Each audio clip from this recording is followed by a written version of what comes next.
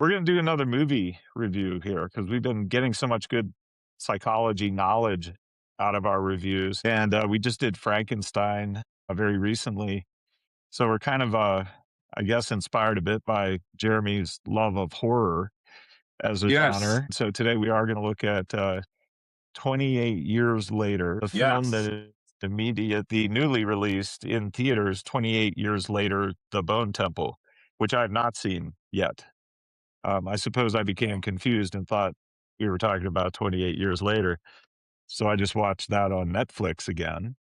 Uh, And why don't you take it away, Jeremy? Because you're a good summarizer of plots and themes like this, especially in this yes. genre. I appreciate it. So this is 28 years later. It is the sequel to both 28 days later and 28 weeks later. So those were the two things, but you don't have to have had any history with those. So it's self-contained. The film opens during the rage virus outbreak of 2002. So you see a boy whose name is Jimmy Crystal huddled with his family, his sisters, brothers, in a room watching the Teletubbies, and he survives the unaliving of his family in that home, flees to the church where his father is the minister. And the father is excited for the zombies infiltrating the church, gives Jimmy the cross, says this is the end of time, and it's a good thing that the zombies are coming. So Jimmy takes the cross, flees, and it cuts from there into another storyline where we learn that the virus, the rage virus, which creates the running zombie people, so it's not viewed the same way as mini zombie movies, right? Where it's the supernatural thing. It's living people who are innervated by rage and turned into basically running brain stems with a lust for blood. Okay. So now we go to the main story where the virus has been eradicated 28 years later across Europe as a continent, but the British Isles themselves are quarantined. So there's still zombie activity, rage entity activity there. So we focus on the community of Lindisfarne, Holy Island is the translation of that, which is this small commune. It's an island that is connected to the larger Northumberland territory through this causeway, or it's a beautiful walkway across the ocean from an island, Lindisfarne, to the mainland. Um, Makes for some amazing shots. But what occurs there is we focus on this commune, and in the community, there's Jamie, who's this father, his wife, Isla, who is deteriorating from some cognitive illness. She's disoriented and bedridden. Okay. And then they have a son, 12-year-old Spike. Okay. So the story kicks into high gear when Jamie, again, the father at this commune, a father among a few, of course, but he takes Spike across the causeway from the safety of this small insulated village where Spike is just a child, right? Jamie takes him to go zombie hunting, and they encounter an alpha together, and that Spike has a first kill. So an alpha is a bigger, stronger zombie that is more strategic than others. So it's kind of like a big buck, right? Go big buck hunting. So Spike and his father manage to fell that alpha, and Spike is terrified. He's petrified of this, and it's not a fun experience for him. So there's a real coming of age element there. Barely they get the alpha. Excuse me. Make back across the island sentries kill Alpha with a ballistic. Spike's first kill becomes a community celebration. All right, but the right is spoiled when Spike catches his father inflating the story, okay, and discovers that his father is having an affair with this school teacher. So Spike slips away from this party, which is this bacchanalia of celebration of him, felling as a zombie of some kind. And so I think I have to go back. I'd have to rewatch it, but they barely escaped the alpha running back together, and that's one of the more beautiful shots of the film, right? So them fleeing across this bridge during beautiful moonlight as father and son, fleeing back, and it's hours there where the celebration, the child, he doesn't really want to drink and get wasted, but his dad does, right? Jamie does. And so there's a real break there, as there is wont to be in a movie about tension. Um, and so after that, I'll speed it along and say Spike sours on his relationship with his father, Jamie, and Spike takes Isla, his mom, who's in and out of sanity, I should reiterate, takes her, flees across the causeway to the mainland to a doctor who Spike has heard of, Dr. Kelson, who he hopes has cure for the mom's illness. Comes across this amazing bone temple together, Spike and Isla do, and composed of towers of human skulls.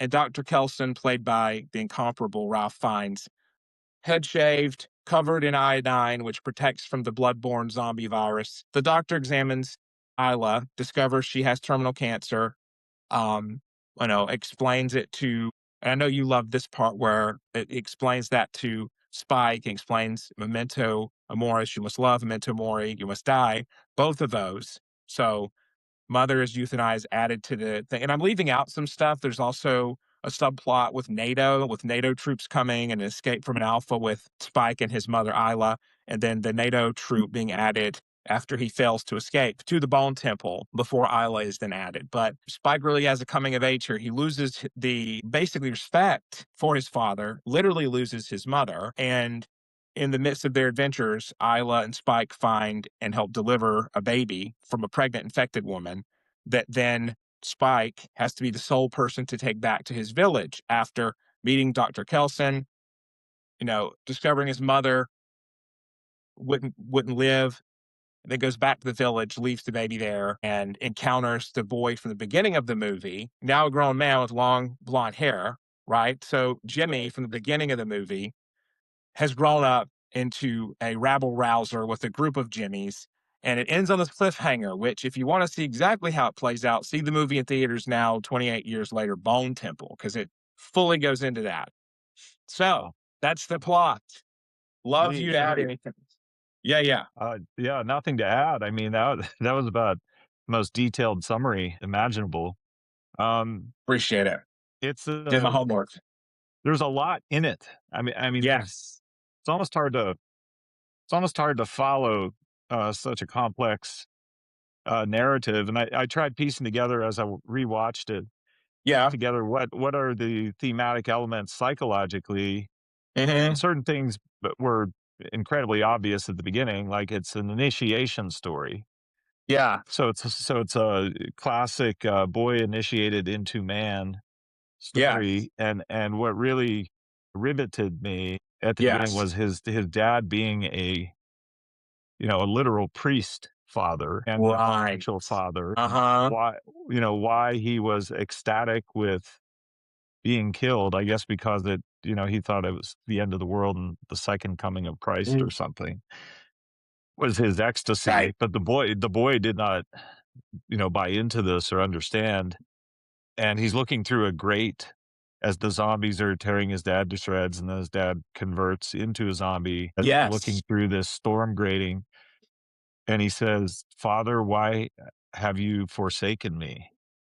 Right. So, obviously and immediately, it's a Christ story of, sacrifice and redemption, and, you can get into the theology, and Sure.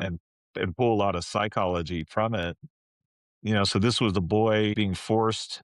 Actually, there are 2 boys, and they are bookends in this film.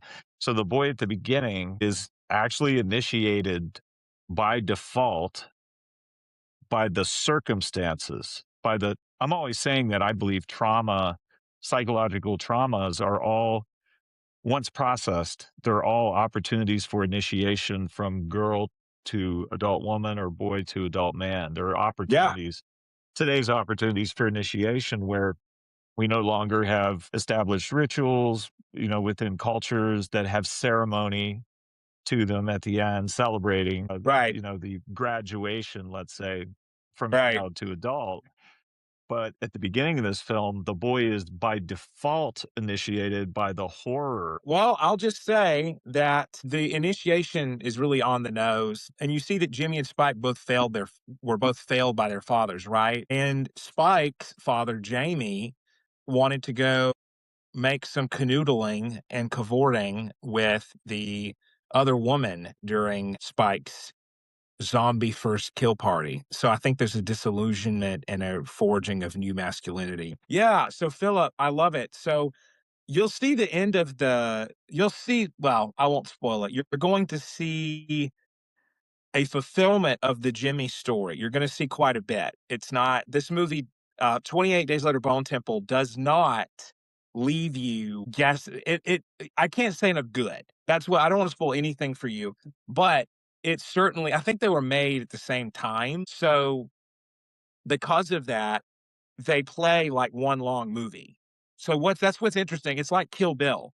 So Bone Temple is that goes right from when Spike meets Jimmy at the end of 28 years later, right into the story, right from that. Okay. And you go right through and see how the rest of the characters are doing, most of them. So, I mean, it's a Jimmy story and it's a Dr. Kelson story. So, like, it's Jimmy, Spike, and Kelson. That's really who it focuses on. So, if you liked it, those elements before, watch it. Go support it because apparently it's not doing that well, and I don't like that. But it's very much about the varied elements of masculinity, like the healer, the warrior, the romantic. Like, if you want to go into that, you could say that Jamie is the evil romantic, okay? And he's like the cad, sort of Machiavellian. I mean, I wanted to analyze at least a bit the statement, "Father, why have you forsaken me?" Go And for to it. see that's a statement of psychological trauma. It Yep. is unlike traditional tribal initiations where the elders of the village do guard the the children, and the children Yeah. believe they're gonna die. That's the point. They think they are going to die, but they never were in true danger, because Yeah. the village elders were secretly guarding, watching over these children. So when the boy says, Absolutely. Jimmy says, "Father, why have you forsaken me?" Not only does he believe he has been forsaken, abandoned by his father, but he has. It's already happened. And so it's Right. traumatic, not a true psyche building initiation. It's just a psyche destruction initiation. And of course, he ends up like you hear of some sons of maybe ministers being very rebellious, more Yep. rebellious than Absolutely. perhaps other children. I don't want to overgeneralize, but I've seen it enough times in my life that there's some kind of psychology of rebellion, like an overexpansive Oedipus, hatred, Pastor hatred of son the father, complex. but a very super strong Oedipal, violent, reaction to the Oedipus that all boys are to go through, to Right. distance themselves from their dads and to individuate Yeah. themselves from their It dads. is So interesting. it's a twisted initiation. But then at the end, Yeah. the the the young boy Spike gets truly initiated in a psyche building fashion by his dad Yes. and goes through a true but normal, typical Oedipal rebellion against his dad. Once he sees his dad have, you know, humanity, moral failings like all humans have, when he sees his father cheating on his sick mother, who we find has Exactly. cancer, which he's human. The dad is human, not a Right. god. Right. I mean, in a Absolutely. way, don't we all psychologically, at least in some fashion, build our model of who we believe God to be, our higher power, whatever you want to call him or Right. her? Don't we all model that on our actual parents? Yeah, the God image is a huge, huge subject in spiritual traumatology. I mean, this movie, if you wanted to pair this movie like wine and meat with another one, I would say made me think Midsummer, which is a little grittier, but only at some parts. This is pretty gritty. Like the gore is pretty on point here. But Midsummer is about how to transmute grief into forward motion. And this movie is about that too. It's about how memento mori, like how do you honor the dead and how do you put them behind you? Well, you recognize defeating the zombified hordes makes you among the living. And there's a party that marks your first time doing that. And you're a man. It's the first hunt. It's the first hunt story for the first half of the movie, right? That you put it in any culture. Right. And then the second half is the suspense about grief and what that Kelson is an interesting study. He would be a good study of the defense mechanism of intellectualization to an extent, not to throw him under the bus. You can tell he's a deep feeler and thinker, but he's created an external monument to grief, the bone temple. And what else? That's a very interesting way of navigating a world gone mad, is to create symbols around you to remind you that of the finality of death, and that he puts it like the infected and the non alike pass away, and he's created his own kind of unique non-religious pseudo spirituality. Yeah, I always look for some Shakespeare where possible, Yes, to go find for it. deep meaning, and also Greek Yeah. mythology. I'm always doing that. Man, there was both in this. I'm not sure how coherently put together by Danny Boyle it was. Some of it just seems sort of gratuitous, but because Yeah. Ray Fiennes makes a joke when he puts in the cauldron in the fire the skull of Eric, the Swedish NATO soldier, and when he Yes. pulls out the skull, he looks at the skull just like Hamlet and says the same line as Hamlet. Instead of saying, "Oh, poor Yorick, I knew him well," he goes, "Oh, poor Eric, I knew him well." Right. Right. Yes. So it's Precisely. Hamlet. Hamlet's Yeah. contemplation of death is there. Yes.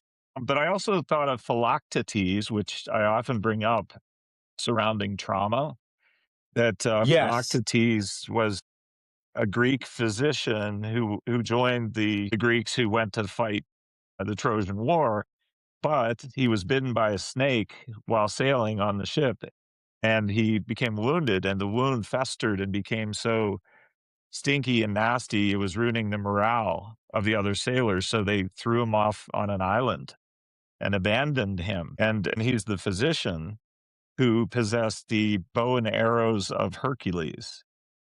He functioned kind of as like a golf caddy to Hercules, like a Right. assistant. And he Yeah. Just volunteered, like in the movie. like in the movie. Yeah. And eventually he gets the honor of lighting the funeral pyre for Hercules and receiving his magical, powerful bow and arrows. So the Greeks are eventually losing badly the Trojan War, and they go to Apollo, to the oracle, and say, "Why are we losing? What can we do to win?" And the Apollo oracle says, "Well, it's because you left your buddy Philoctetes on that island. You abandoned him, and he possessed the magical bow and arrow of Hercules, and you can't win without that or without his knowledge." So, as it was told to me many, many years ago by a teacher and psychiatrist in an ER, I was told it's not just a story about doctors, but it's a story about those who have been traumatized, that they have special knowledge that is hard won, that can't be gotten through a textbook or through any other means, but has some healing powers in it. People's healed traumas and reminiscences of their healed traumas offer almost magical, like, I don't literally mean that, but like Herculean healing abilities, understanding, and knowledge. And so I saw Ray Fiennes, Dr. Benton, whatever his name, Benson, Kelson. Yeah.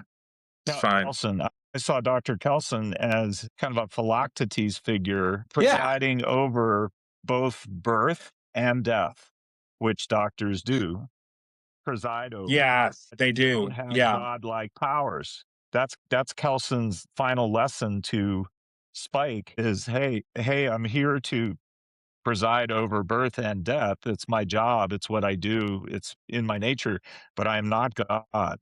I can't prevent inevitable death. So, memento mori, remember that death comes to us all. And that, but also memento amoris, which is remember we must love. While we're alive, we must love.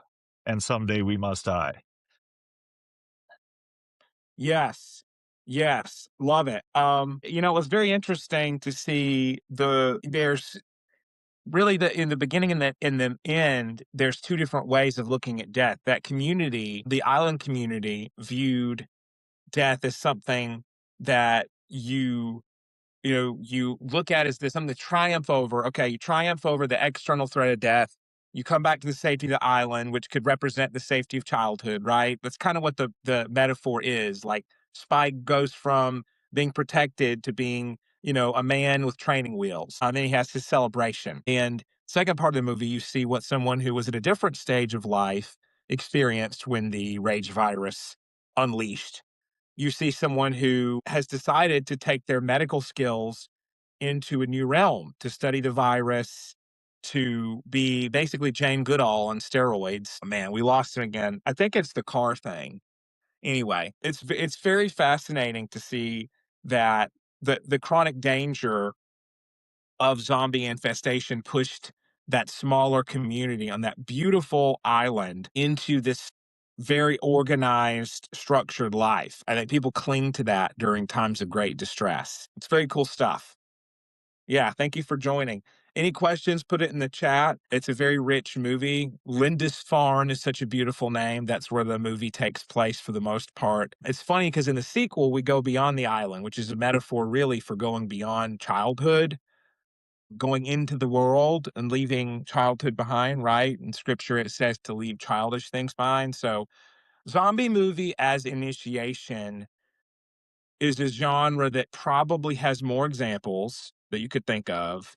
But right now, I think this is probably the best. Zombie movies are a crowded sort. I mean, it's so fascinating that almost every zombie movie is about how people are the real monsters. And it's like vampire movies aren't like that. Twilight's very different than Dracula, for example. So, for whatever reason, zombies become the stand in to show nature while humans become the real villains of things like The Walking Dead. This movie avoids that. Bone Temple's interesting. Go see that, and we'll talk about it more in a coming broadcast. But we were talking about grief. I mean, there's the grief of the father who was idealized by Spike, right? Jamie was a pretty good father, definitely not Jimmy's father who succumbed to the rage virus willfully, gave himself up to zombies. Spike's father, committed infidelity. But to Spike, who's very close to his bedridden mom, that was a huge, unforgivable sin, of course. So it's interesting. There's the grief of losing your father, the grief, the image, the unbroken image. I think that's symbolic for transitioning into teenage years, is losing your unshattered, unbroken image of the infallibility of your parents. I know for you, Philip, you were bringing up the internalized parental figures. Yeah, I mean, you have to learn to internalize the best of your parents and leave the worst behind, or acknowledge it and say, I will learn from that. I will learn from their indiscretions. I will learn from their human moments, right? So the traumatology is fascinating.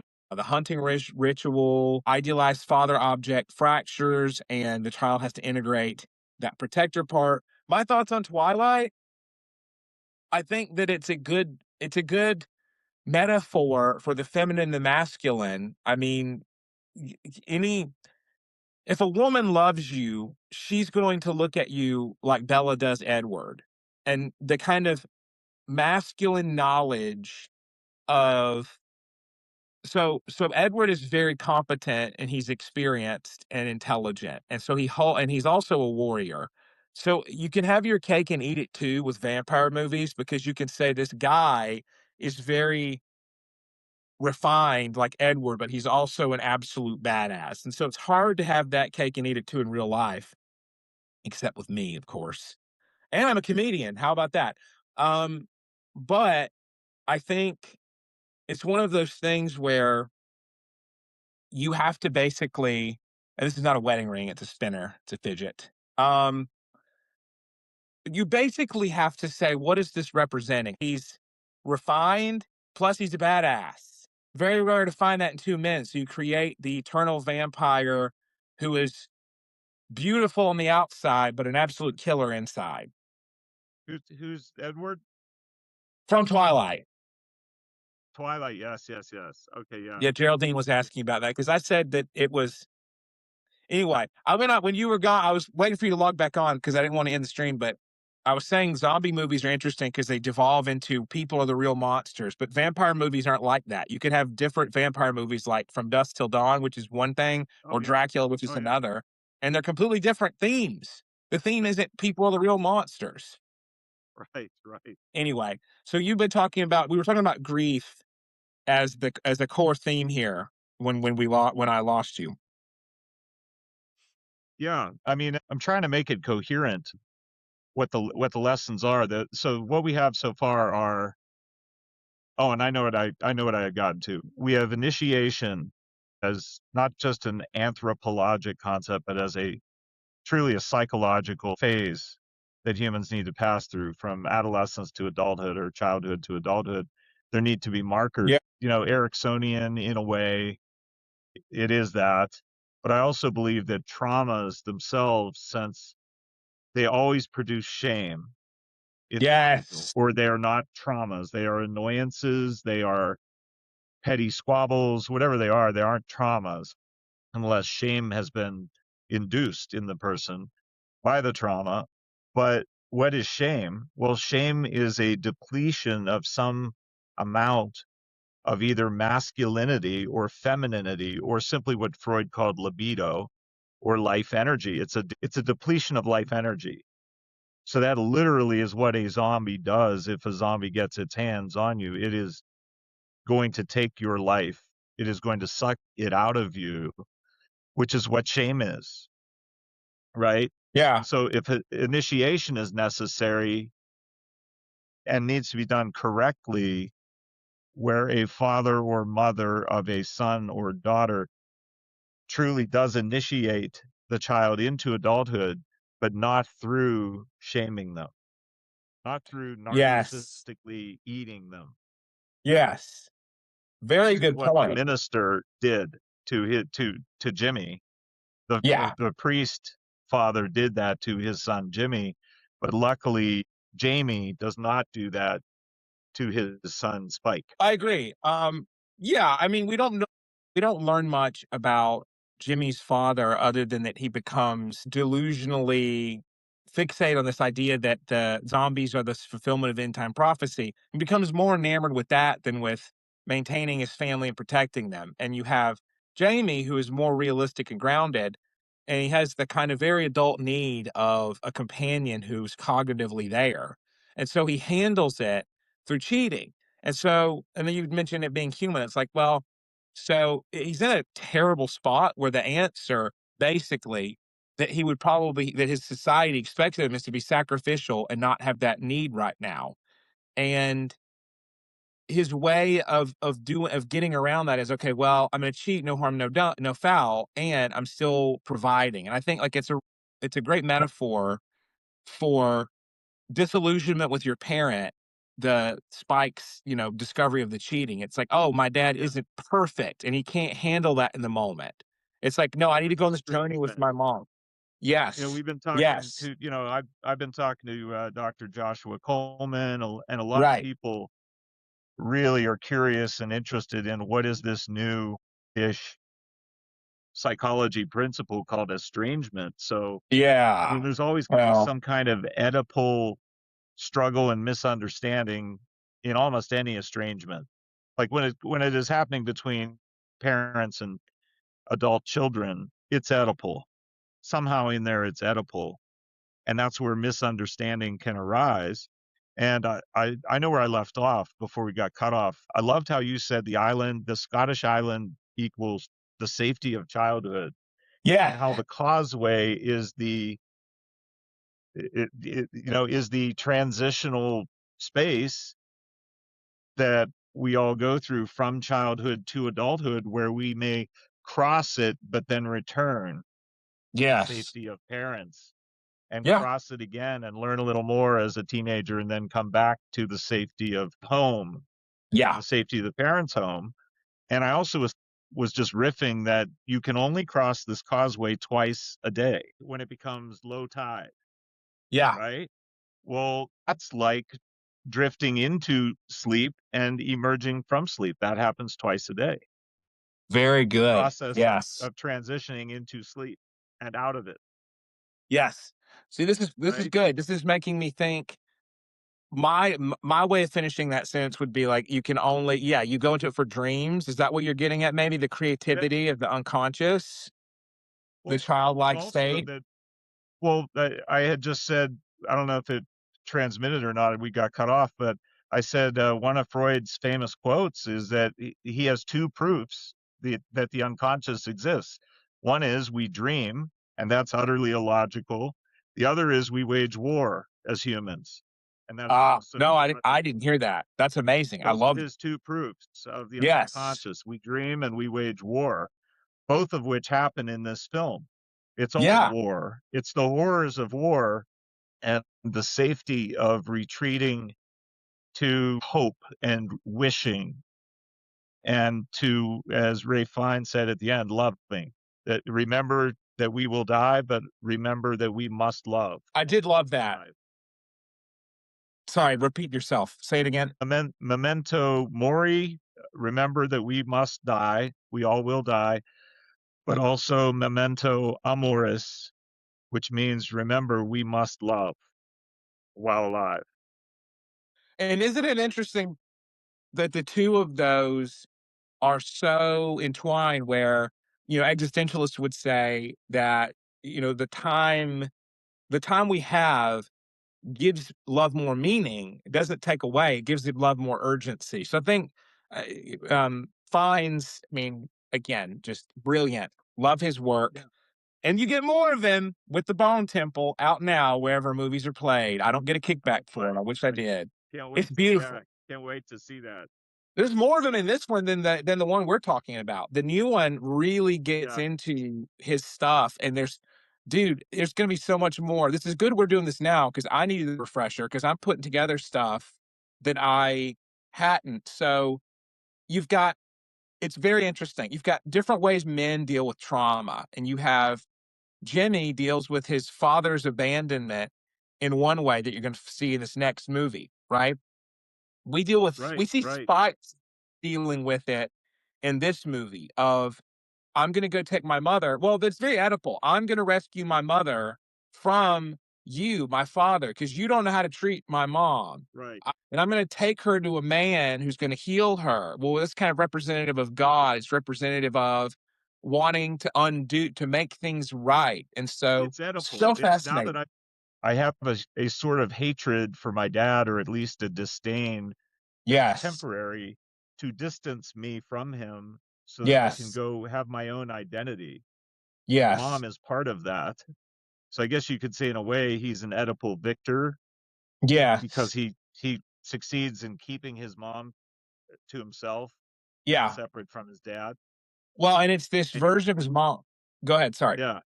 Well, I was just gonna say also the contraposed themes of birth and death. And used to be in classes I would teach that these classes would ask me, how would you boil down what is masculinity and what is femininity? What would you boil it down to in a nutshell? And I always felt like saying and did say, it seems to me that women are about birth and men are about death. If you boil it all down, like to the evolutionary instinctual level, what do we do? Women birth things or people or ideas and nurture them, and they breathe life literally into creations. And men try to prevent death as long as they Yes. can and want to be remembered after death. And if they're heroic and brave, they would sacrifice themselves for those they love if they're truly heroic. Right. So I it's a think it's unique relationship to death. Men do. mm, yes. I mean, that's true. I think you see that in this movie of what does it mean? Again, there's a phase of life element here that I like a lot. There's what stage are you in? Boyhood. You've got 2 examples of that, Jimmy and Spike. You've got are you in the prime of adulthood, which Right. is Jamie, played by Craven the Hunter, same actor. Much more Yeah, critically acclaimed I know. film. I noticed that as it Yeah, started, I was like, "Wait a minute, that's Craven." yeah, yeah. So that's interesting, and Can then you you have spot all of can you Jeremy, can you spot all of Erickson's stages wow, of change in this movie? that's a great question. I think depending on the age that Ralph Fiennes is supposed to be, it depends. So you've got integrity versus despair. That's much older age. That you could say That's that's Ray Fiennes. Fiennes. You could say it. Yeah, yeah, yeah. He has found integrity. Yeah, he I mean, has. he saves people, he understands the pandemic, he's digested the whole concept of the pandemic and found a way to still be human and have Yes. humanity.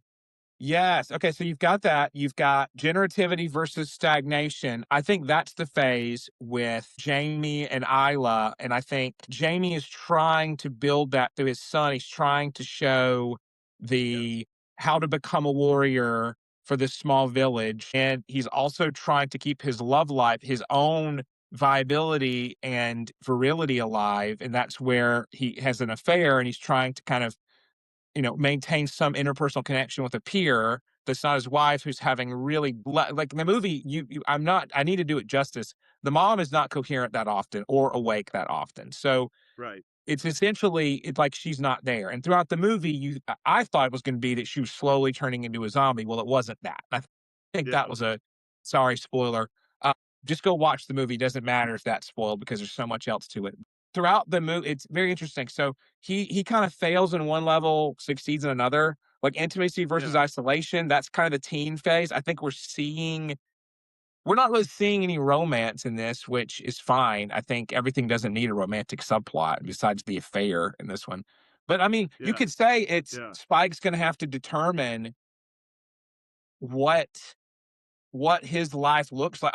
I think he talks to another girl, and I think there's little elements throughout the movie. I didn't rewatch it, so Well, but I'm going backwards. I think, the intimacy versus isolation maybe exists. Maybe it's not there purposefully. I'm sure it's not purposeful, but it exists in the form of Rafe Fiennes as the doctor who has reached generativity, giving him, Uh, the boy, the gift of remembering to love. You must love. yeah, yeah, You must die, but you must love. So he's kind of right. commanding him to choose intimacy when he arrives at that adolescent stage. Yes, yes, love it. Geraldine So says Frozen. intimacy, what's after intimacy? So that I went backwards. So it's intimacy versus isolation, generativity versus stagnation, integrity versus despair. Those are the adult stages, like 18 plus, I would say, or Okay. 19 plus. So Erickson's Yeah. stage is interesting because they're all delayed now since my generation. They're all like delayed by 10 years, basically. So Right. if you start at the beginning, we could do that. Trust versus mistrust with infancy. I mean, you've got a baby who's delivered by a zombie woman and is rescued by humans who don't have the rage virus. So I guess there you go.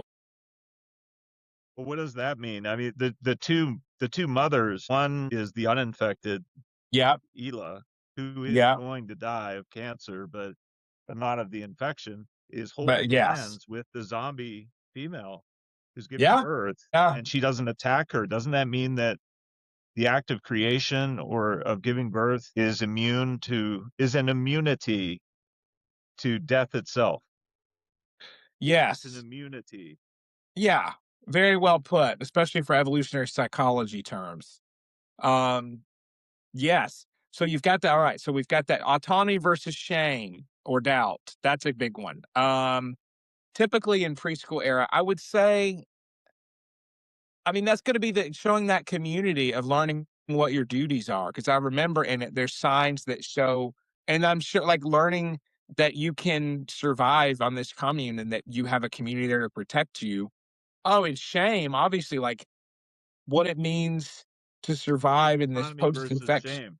Yeah, Well, absolutely. wouldn't that also be the initiation process where Jamie is out in the woods with Spike saying, Yes. "Spike, you gotta run faster, man. Yeah, You gotta keep up. They're gonna get us. You gotta keep up." and you have to be able to And shoot the arrow when you yeah, have to. so he's gotta do it. Otherwise, Yep. shame is the penalty. Yeah, Bingo. So there's that. Let's see. We've got initiative versus guilt. Oh, well, that's exactly going out to the hunt. Very interesting. right, right. Okay. Industry versus inferiority. I mean, you could say that's when Jamie and Spike are at the hunt, and you've got industrious. You've got Spike is forced to run faster, as you well put, shoot the bow, shoot the arrow, be clever, learn to do that versus feeling inferior.